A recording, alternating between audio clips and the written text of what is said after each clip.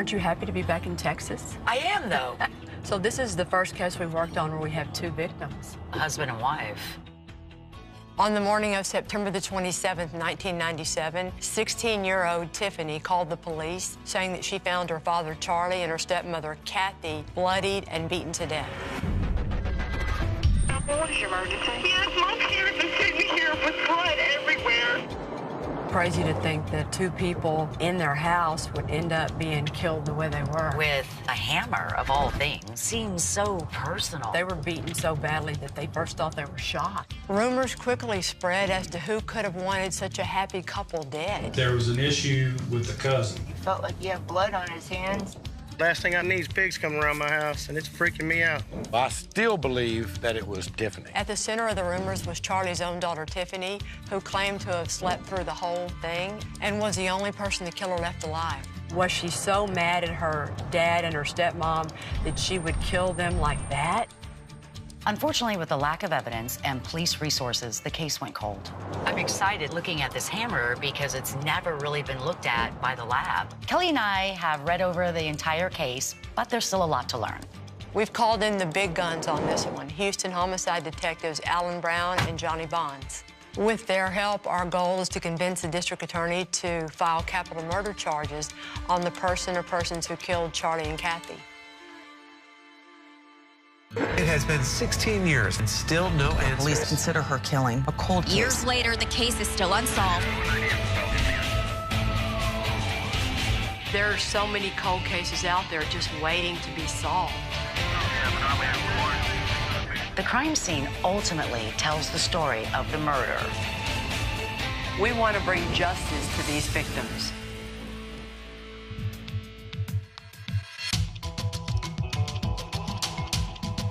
I'm going to bring you to meet some more of my people. No, wait a minute. The whole state of Texas cannot be your people. They're all my people. They're all your people. Hey, guys. Look who's in. Hello, ladies. Good morning. Good morning. Yolanda, this is Tammy. Hi, nice to meet you. And this is Danny Jones. Hi, Yolanda. Hi, nice to meet you. Every cop probably has a case that he will remember throughout his career, and this one's mine. The murder happened, 16 years ago tomorrow. and you were there that day. Yes. It was one of my first homicides as a detective, where all the responsibility was thrown upon me to solve this case. Well, we all read it. We're all excited. Us too. LaPorte is not the type of town that has a lot of violent crime. It's very rare. And so when you have a double homicide, it just gets everybody all scared. Well, show us the room. Let's go start You talking. ready? Right this way.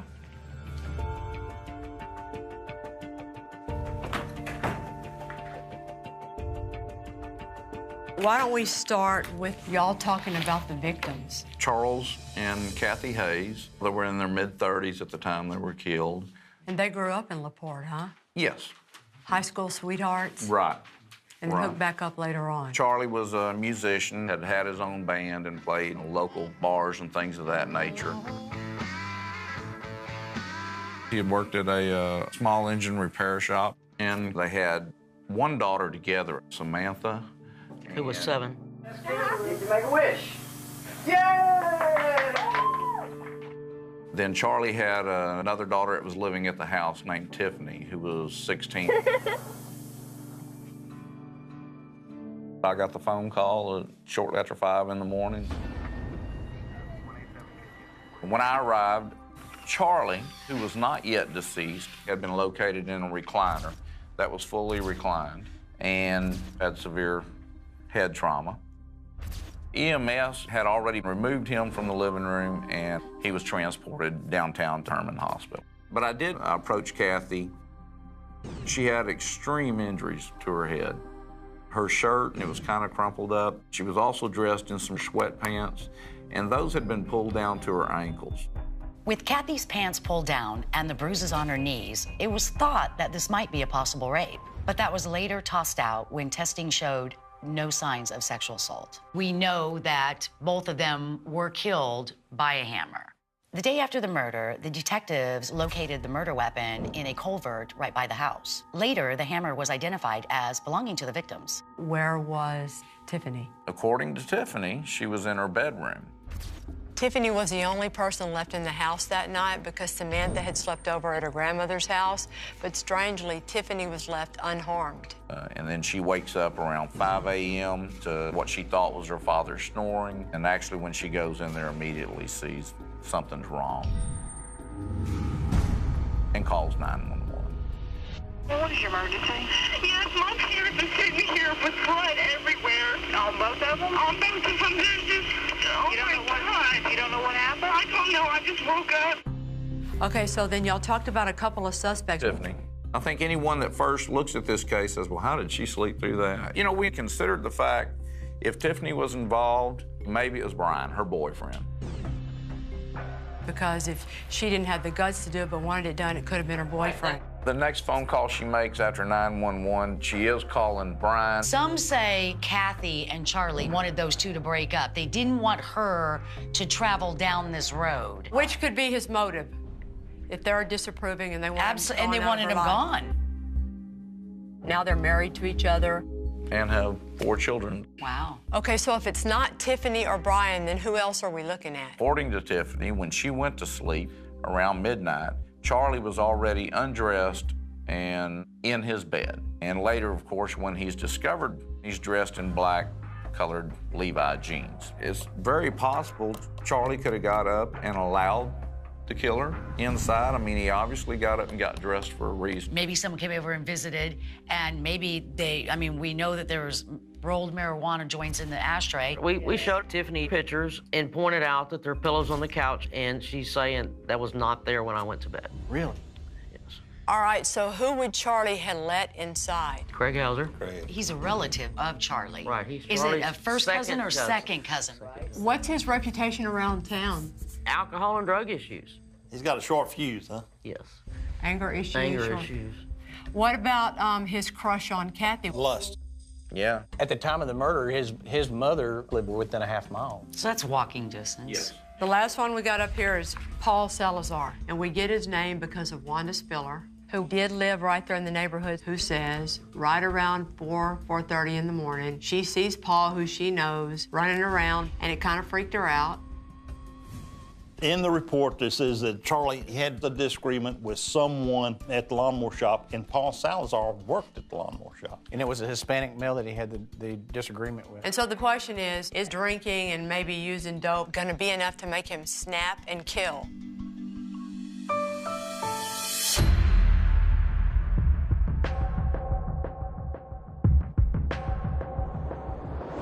You said Tiffany's got 4 kids? Yes, her and Brian. Wow. We need to be cautious talking to Tiffany because we don't know if she's involved in her parents' murders or if she's just an innocent victim. Luckily, she and her half-sister Samantha are really eager to meet with us. But we're gonna have Johnny Bonds listen in the car. Can you tell us anything about your dad, about your mom? You probably have a lot of stories. Always happiness. Just the music, I was gonna constantly say, but music. there's a lot of I music. remember the music room and being a kid and, running out there, and it was amazing. Since it happened, it's just been rough. I wish year after year that they were here with me. If we were able to have answers to this, I don't even think any words could describe the feelings that we would all feel. Samantha has never been told the details of the crime scene because Tiffany has always wanted to protect her sister from all that. But we need to ask her some other questions too, so you don't need to hear all that right now. But in order to solve this case, we have to find out as many details as we can. As much as you can remember, kind of start with that night. I've always been a deep sleeper. And I just remember waking up and I heard just this weird breathing. So I get up and I'm rubbing my eyes, and I'm like, oh my gosh. I walk around and as I'm rubbing my eyes, I slipped in her pool of blood and almost fell down. And she's right there, just laying there. So I called 911. After I dial 911, I turn around and I just see everything. I just see it and I know this is bad. And I remember at some point I knelt down to tell the operator and I felt her, I think it was her back, and she's not breathing. Want to check and see if she has a pulse? Oh, I don't want to. Oh, man. Oh, poor Kathy. And then I turned to my dad. I put my hand on his chest, and I said, he's still breathing, he's still breathing. And shortly after that, the officer knocked on the door. Ma'am, are the officers in the house? Yes, they are. Okay, I'll let you go. Okay. Okay, new subject. Craig Hauser is your dad's second cousin? Yeah, he's cousin. And the first time he sees you and talks to you after everything happened, what was that like? It was at the fairgrounds.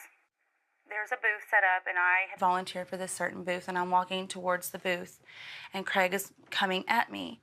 And he said, are you gonna give me a hug, or do I have to beat you to death? What'd you say to him?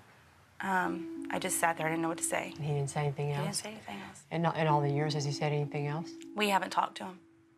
What are your thoughts about him? You know, I don't want to false accuse because I know what that feels like. What does it feel like? It's terrible. I lost part of my family. I didn't know Samantha for years, so I don't ever want to put that on somebody else, that I say, I think you did it, because it hurts too much. It's just awful. At this point, it's difficult to say. Either Tiffany had nothing to do with the murders, or she's been lying so long she believes it herself.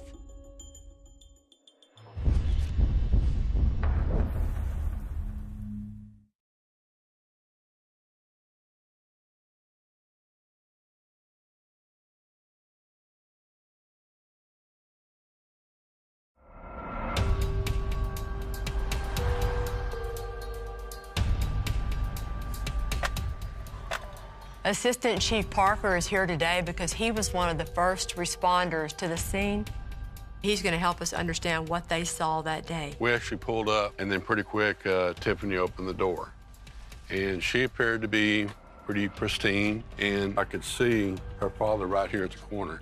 This house is pretty small, with 2 bedrooms in the back and a living room and a kitchen in the front area. Charlie was found in the living room, while Kathy was found lying face down near the dining area. So we had to get help for Charlie because he was still breathing, obviously still alive. She was obviously dead on the scene. Yeah, she's like her head is up into the wood area. Yeah, I remember a huge pool of blood right here. So you're thinking this happened when? I think time-wise, with his injuries, the fact that he lived it all for minutes, it happened more towards the morning. Oh, yeah. Look at the blood force trauma. Yeah. He's still alive. Because if it was 1 or 2 in the morning, he would have been breathing that long. He would have expired. None of us believe that Tiffany, if she was involved, would have been the actual one to swing the hammer. So that leaves Tiffany's boyfriend, Brian, Charlie's cousin, Craig Hauser, or Charlie's coworker, Paul Salazar. We don't know how the killer got in or when he came in, but we know before he killed anybody, he had to get the hammer. And we know the hammer was on top of the refrigerator. Refrigerator's right here. He gets the hammer. Charlie was in that recliner. His head was right about here. Yes. So our killer comes beside him, and he's hitting Charlie at least 14 times. And I mean, these are vicious strikes. He gets through, he's gonna have blood all over him. Mm-hmm. He walks back in here, he sets the hammer down on the mat. We know that he set the hammer down because it's traced out with the blood and everything. But he does that after she's dead. No, before. No, before. This is his blood only. When the investigators tested the blood, that was a transfer from the hammer onto the placemat. It exclusively came back to Charlie. So that means Charlie was attacked before Kathy. And then all of a sudden she comes out. Then he sees her and he's like, oh my God. She realizes something's wrong. She goes to leave. Oh, no, you don't. I got your shirt. I'm yanking you back. You're trying to get away. You're trying to get away. I got your pants. I'm trying to reach for this hammer. And she's trying to get away. She actually crawls out of her pants. Her pants are around her ankles now. Oh, here's the knee scrape. Look. Yeah. Here's the knee scrape. Yes, and you come out of your pants. Okay. You go down. But now I'm hitting you. Some of these are actually coming through because there's like 2 marks on the wall there. So he's beating her when she's down. Oh, yes. Yeah. Oh, yes. And she does bring up her arm once. She's got a perfect circle mark with that hammer hit her in the arm. Then he goes to the bathroom. He goes in here. We got blood in front of the sink. washes probably his hands, probably his face, and the hammer. Then he leaves. He's still got the hammer in his hand, and he doesn't even shut the door behind him. Nope, he leaves he it leaves. ajar. I mean, seriously, what y'all just did was very impressive. It makes perfect sense to me. It also says that we have a killer who knows where the hammer is, Yes. who knows how to find the bathroom. This is a small house, and Tiffany's bedroom was just feet away from where her parents were killed. It's hard to imagine that she didn't hear these attacks at all, but it's possible. A killer comes out, he's got the hammer in his hand. He goes out through this gate, and we know he goes to this intersection. And it's, what, 5 o'clock in the morning or so, so it's still dark. And he doesn't stick this in here, he threw it up there. Because it was, what, a good 10 feet in there? At least, yeah. How'd y'all find it? We were desperate, checking trash cans, culverts, ditches, everything around here. Good for you, man. The location of the hammer suggests a route that leads directly to two of our suspects. We know that Salazar lived to the left up here, just about 3 blocks away. And straight ahead down this street is where Craig Hauser's mother lived. Right. All right, let's go drive it. Where's the Salazar compound? We'll show you. According to a neighbor, Paul Salazar was seen banging on doors about 4 o'clock that morning, which is just around the time we think the murder could have occurred. There they are, right there. He also possibly had a prior altercation with Charlie at that lawnmower shop where they both worked. You were working at the lawnmower shop with Charlie Hayes. Yes. Did y'all ever have a disagreement between the two of you? No. He told his daughter he had a disagreement with a Hispanic male that worked at the lawnmower shop. I was the only Hispanic male there. But I never seen him have a disagreement. Okay. The day the murders happened, Wanda Spiller, and she's dead now, and she made a sworn affidavit, and she swore you were there between 4 and 4:30 in the morning. She's asleep in the car. You're banging on Hale's door. I didn't have a watch on me either, but I don't think it was that late. Paul is denying everything. He's saying that he and Charlie were buddies and was home that night hours before our crime ever even took place. But I heard that the boyfriend had been missing. And... Yeah, nobody's ever been arrested. Well, I thought all this was done.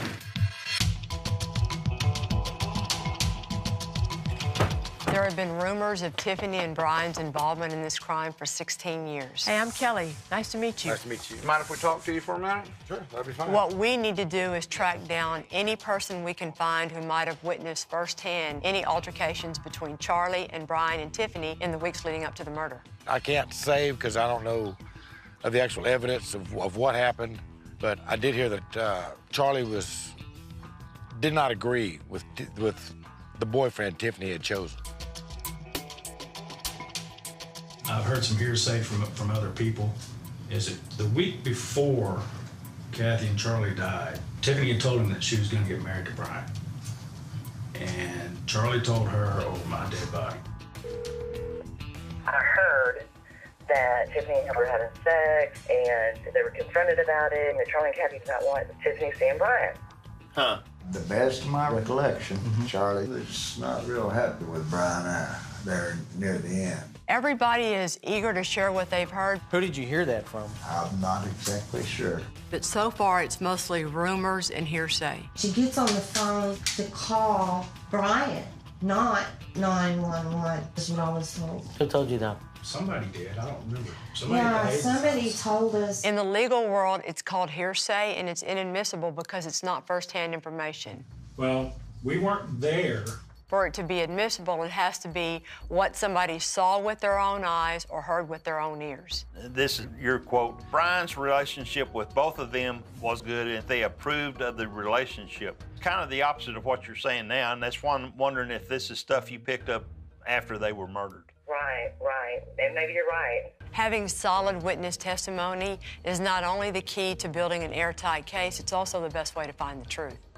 Well, anything else along those lines, any behavior that you witnessed? The weekend before they died, there was an issue with the cousin. Craig Hauser? Yeah.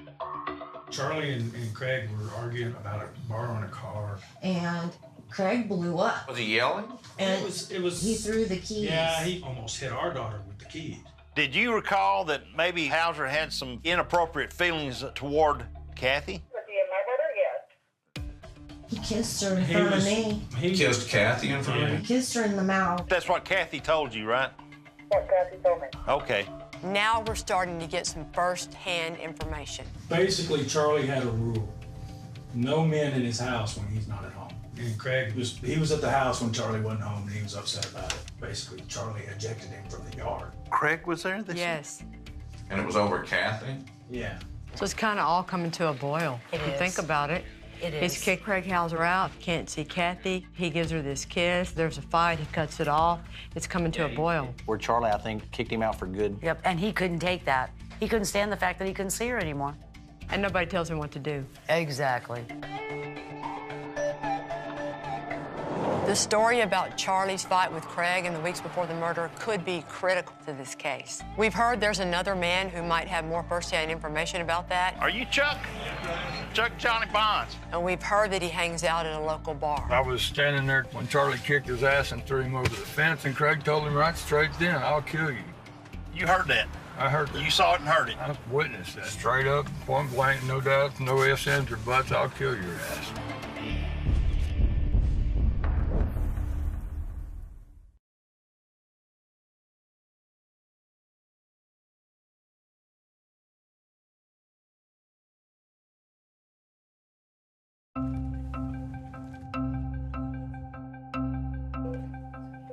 We've got more indicators all pointing toward Craig Hauser, but before we can go there, we need to verify Brian's alibi. Remember on the night of the murders, yourself and some other people were at James Stanczyk's apartment?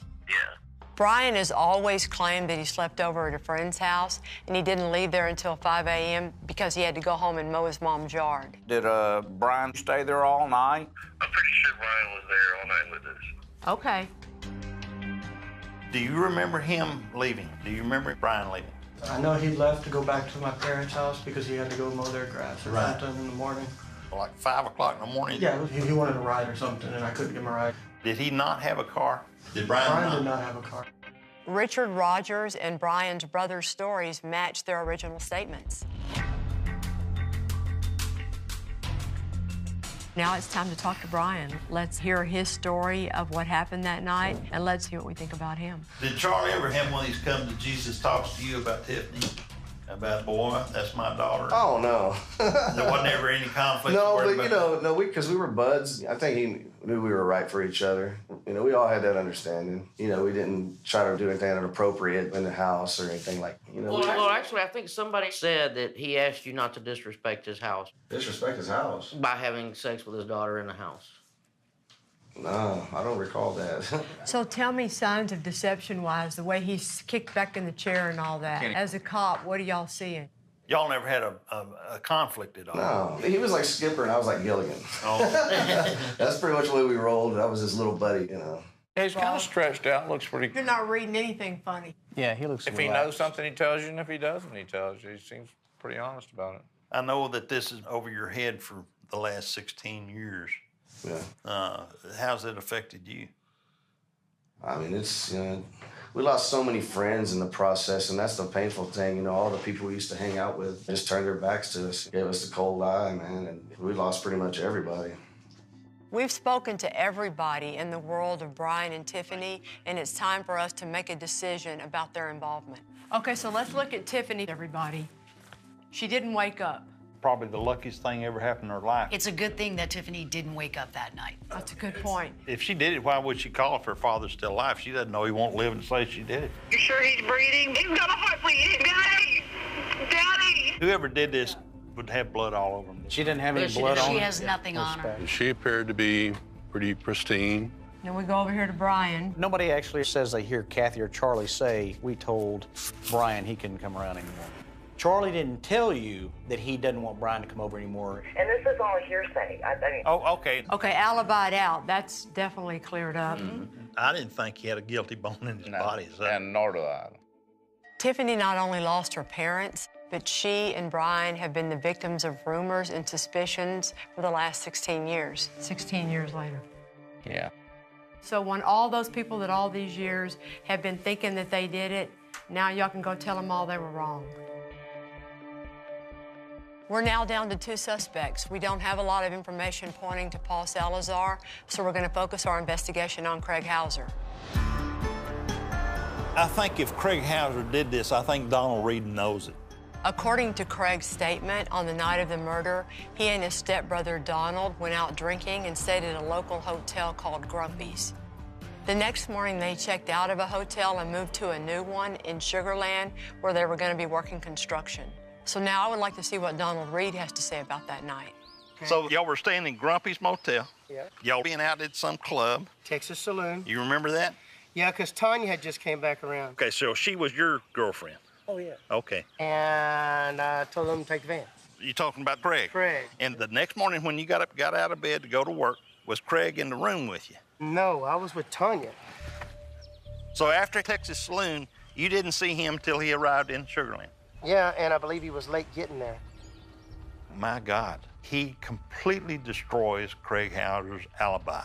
Hauser says he went back to the motel and spent the night with Donald at Grumpy's Motel, and Donald says he didn't come back at all. How long has it been since you talked to Craig? Probably 6 to 8 months. He came up here, walked in my door, drunk as hell. First thing, hey, man, you got a place I can lay up and sleep? And I'm thinking, you motherfucker, I ain't seen you in years. And you come straight here to my house and want a place to lay down and sleep? Really? Yeah. He says that Craig did not come back. He didn't see Craig till the next day in Sugar Land. Yeah, that's sweet. And he's never said that before. No. Beautiful. So not only did Donald destroy Craig's alibi, I'm thinking that his story of Craig showing up at his house, unannounced, drunk, looking for a place to crash, sounds a lot like our crime scene.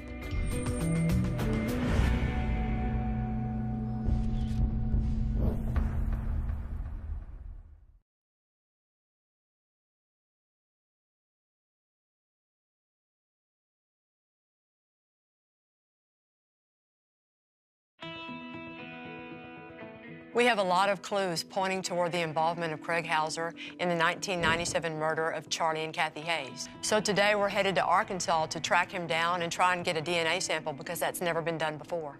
See what he has to say and compare it to his statement in 97.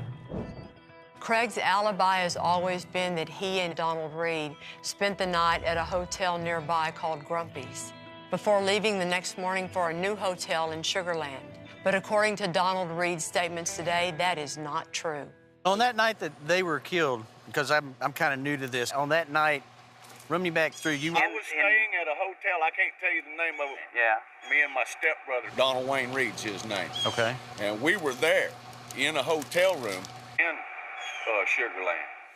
We know from the hotel records that Craig did not check into that hotel in Sugar Land until the day after the murder. Either he's remembering that incorrectly or he's lying. There's some people that said that maybe you and Kathy had an affair. Is there any truth to that? No. Y'all never had any type of relationship No. or anything? Absolutely. Okay. Did you ever actually live in that house, No.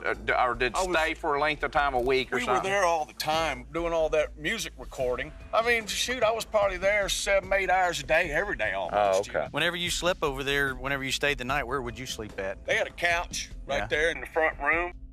Didn't you and Charlie have a fight or something? It wasn't a fight. There was never a fist thrown, nothing like that. Charlie never knocked you to the ground or anything No. outside? Charlie and I never, ever got into a physical altercation ever in our life.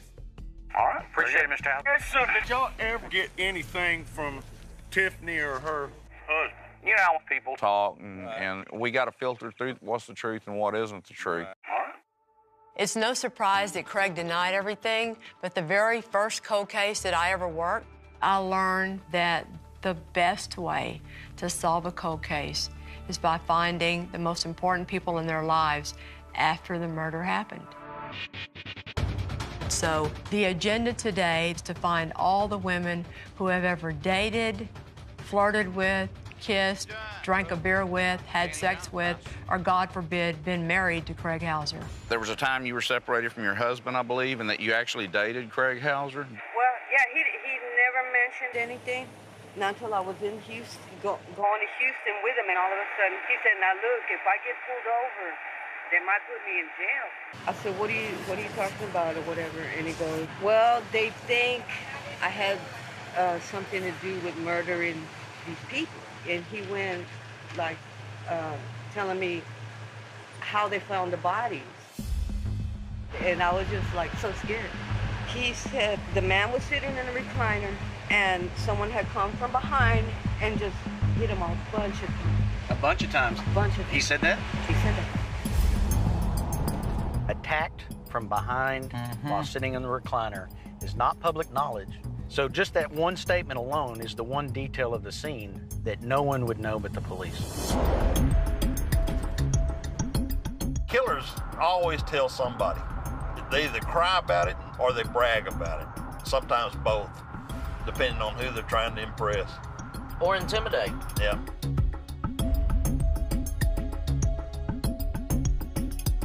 Some of his relatives never did believe him. You know, he just kept insisting at that point that he was just there, he had nothing to do with it. He woke up, and how tragic it was for him to see them. Okay, so he told you he was there, he woke up and they were dead. What brought that conversation up? He would have nightmares at night sometimes, and he'd wake up and say that he felt like he had blood on his hands, and he just didn't know what was real and what wasn't anymore. Or did he say anything about the weapon? He said that he had blood on his hands, he was trying to throw it away.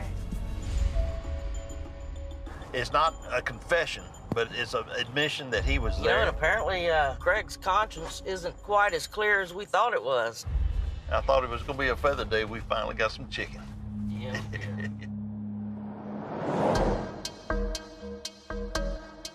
It seems like Craig has made some slips over the years, and we want to catch him red-handed. So we want to use his old buddy, Donald Reed, to try and get him to say some things he might have never said before. Tell you what, we take him a bottle of Patron and make any phone call we want him to.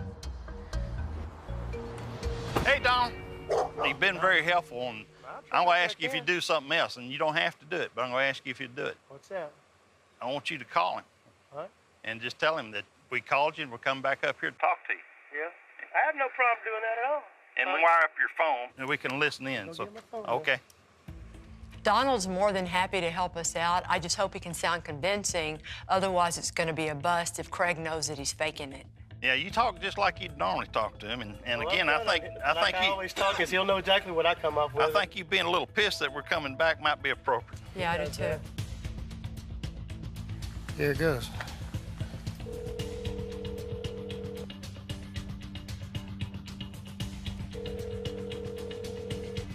Hey, man.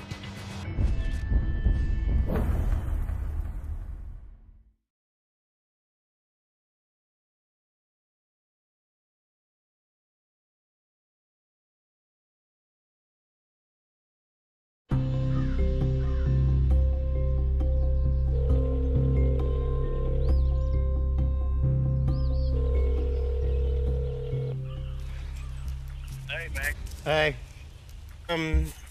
You heard anything more about the cops coming around you?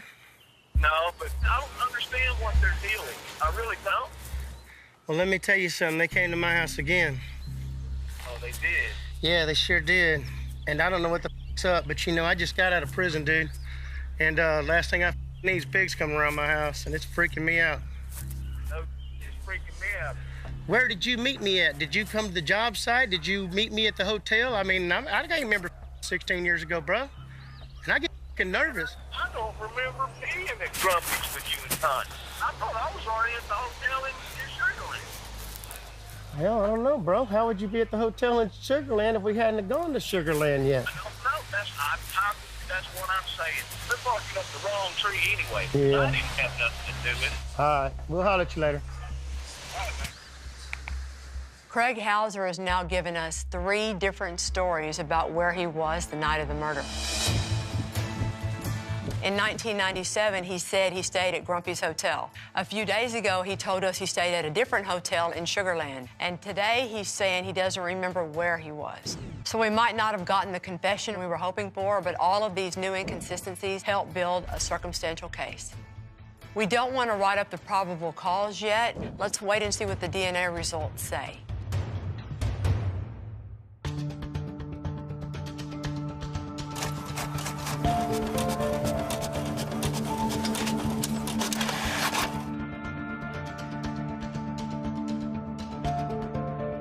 All right, the first thing is the hammer is inconclusive, but we figured that was a huge possibility because we know that hammer was rinsed off in that sink. The white T-shirt, the panties, and then we got her sweatpants, All three of these are extremely weak, which means basically they're useless. We were all hoping to get DNA results from Kathy's clothing, especially where we know her shirt and her pants were grabbed by the suspect. Unfortunately, it came back far too weak to be able to ID our killer. On the marijuana cigarette, the one that was halfway smoked comes back to Paul Salazar. Definitely him or cannot exclude him? Oh, it's definitely him. Holy It's him. shit. On the whole cigarette is also Paul, with nobody else. So Paul's on both. So that tells me the rolled marijuana joints came from Paul. So maybe Charlie, saw Paul earlier and picked up 2 joints. But then we're talking touch DNA, But if he too. rolled the joints and sold it to him, it would be Paul Salazar's Absolutely, because he probably DNA licked it. on it, which would mean he rolled them, which would mean he sold them. There. But again, what the heck? Why hasn't he said that before? The DNA puts Paul Salazar with the joint, and even though that's no evidence that he's the killer, it does show that he's been lying to the police. He's been hanky since we've been here. He didn't want to cooperate, didn't want to come down here. He hadn't come down here. Right. He hadn't been down here. But he could be hinky because he knew he sold them dope. And he says he's only been inside their house one time. But he wouldn't have to be inside their house if he's just given Kathy some dope to smoke, or Charlie. Well, I think y'all need to get Paul Salazar down here and put him in the interrogation room and run at him the way you never have before. And show him the DNA report with his name on it and see what he says. Yeah, you gotta accuse him of it. Yep. Yep. A hard interview. A hard interview for the first time. Yeah.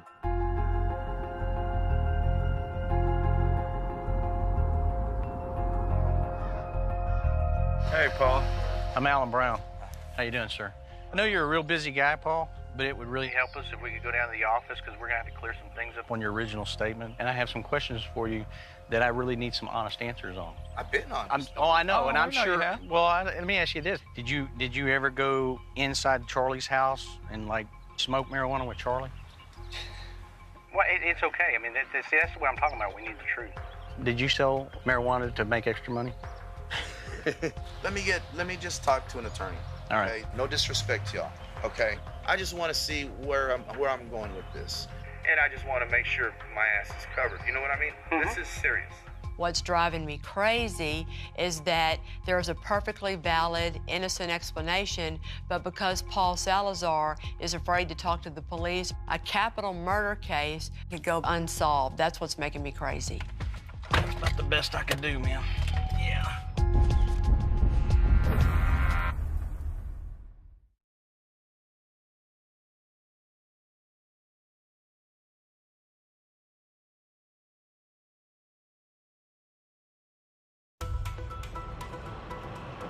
Okay, how'd it go?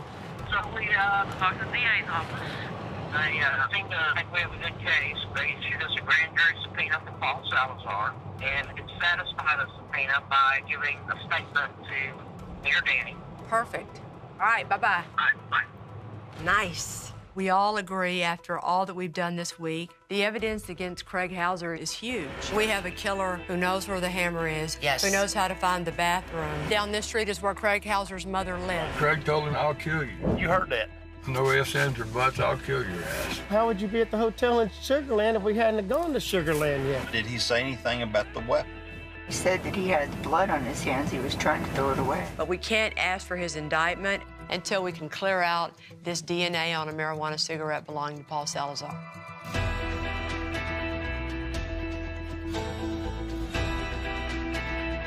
This is the moment we always hate. I know, because there's nothing we can do about it but sit here and wait. I know. If Paul Salazar's explanation is perfectly innocent, then we're good. Hopefully it'll go well. Well, we're back.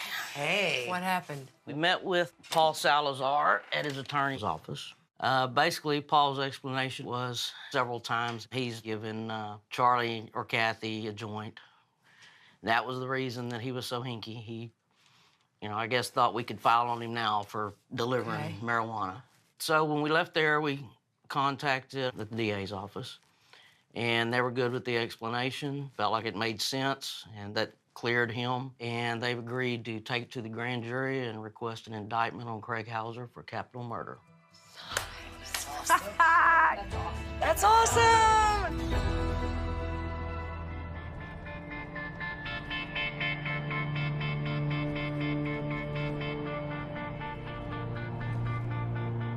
For Samantha and Tiffany, I think just knowing who did this to their mom and their dad will at least relieve them of some of the pain they have felt all these years. Get everybody here. Thank you. You know, you can lose a parent and it can affect you. But when you lose both parents and you're so young, it changes your whole world for the rest of your life. Everything changes. And that's what happened with these girls. Well, girls, Tammy's got some good news for y'all. We talked to the DA's office, and they've agreed to present the case to a grand jury and ask for a capital murder indictment on Craig Hauser.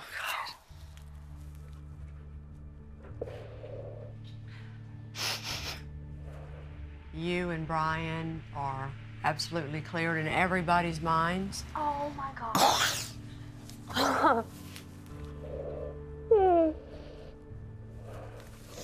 Thank you. Oh, that's awesome. The case is good. The case is strong. And now everybody who's ever looked at you and thought you had anything to do with this is going to know that you did not. I lost my whole world, and it's been really, really hard. I could never hurt my parents. I love them so much. Thank you. Thank you so much. You're very welcome. For Tiffany to finally know that the whole world gets to hear that she had nothing to do with it and that the person who killed her dad and her stepmom is going to be held accountable has to be a good feeling. Thank you so much. Finally. Yes, finally. If I had a chance to speak to them right now, all I could say was, I love you. And I carry your music with me every day.